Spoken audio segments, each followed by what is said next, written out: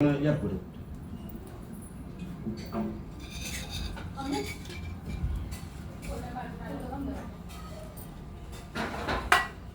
ओम butter अक्षता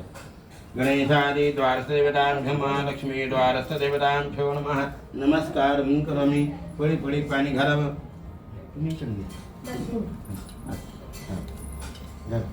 नाणीयं समर्पयामि आचमनीयं समर्पयामि अर्घ्यं समर्पयामि गृहप्रवेशदेवताभ्यो नमः अक्षतां समर्पयामि हरिद्रादि कुंकु पहिले हळद नंतर कुंकु हरिद्रादि कुंकुमं समर्पयामि सकल सौभाग्यद्रव्याणि समर्पयामि एक एक फूल झालं पुष्पं समर्पयामि माल्यादीनि एक एक फूल वाह पुष्पं समर्पयामि माल्यादीनि सुगंधनि मालत्यादीनि वैप्रवं मया रतानि पूजार्थं पुष्पाणि स्वीकृतानि पुष्पं समर्पयामि नमस्कारं करोमि पुष्पं समर्पयामि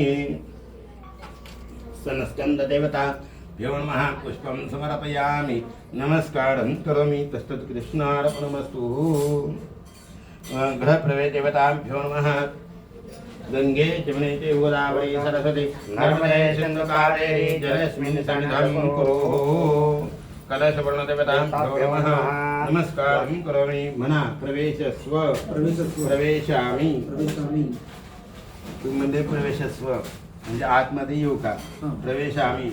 म्हणजे ती ब्राह्मणाधीन म्हणजे या ठिकाणी प्रमुख अर्थ सांगितलेला आहे जेणेकरून ज्यावेळेस मंत्रघोषामध्ये तुम्हाला या ठिकाणी उजपोल पडेल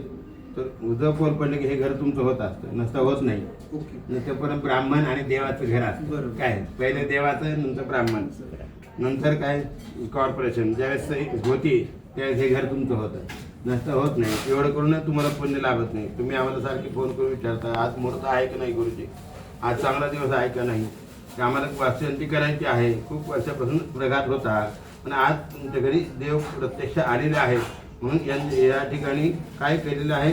गणेशादि द्वारस्थ पूजन लक्ष्मी द्वारस्थ पूजन महालक्ष्मी या ठिकाणी येते तुम्हाला महाकाली महासरस्वती महालक्ष्मी अशी त्रिगुणात्मिका देवी येत असते नंतर का त्रिगुणात्मिक देवी येत असते आणि त्यांचं पूजन या ठिकाणी होत असतं तसंच हे जे आहे तुमच्या घरात शांती लाभली पाहिजे म्हणून या ठिकाणी खूप पैसा आहे धनसंपत्ती आहे मोठमोठ्या गाड्या आहेत पण त्याला कोणतंही काम जमत नाही म्हणजे खूप वेळ लागतो असं होता कामा नये तत्पर काम उभावं लागतं म्हणून या ठिकाणी तुम्हाला सुख समृद्धी मिळू दे शांती मिळू दे म्हणजे ब्रह्मा विष्णू महेश यांची पूजन या ठिकाणी घडत असतं आणि शांती मिळत असते ह्या घरात काही कला असेल काही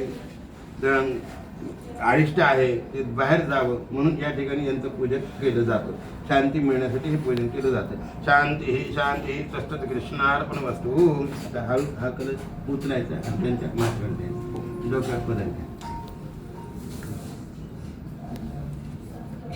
ते खाली विटा मागून घ्या ना त्यांना तुपाचा दिवा लाव तिथे तेलाचा दिवा नसतो तेलाचा दिवा इथे तुपाचं लावून घ्या हा लावा त्याच्या खाली काहीतरी डिश वगैरे काहीतरी ठेवा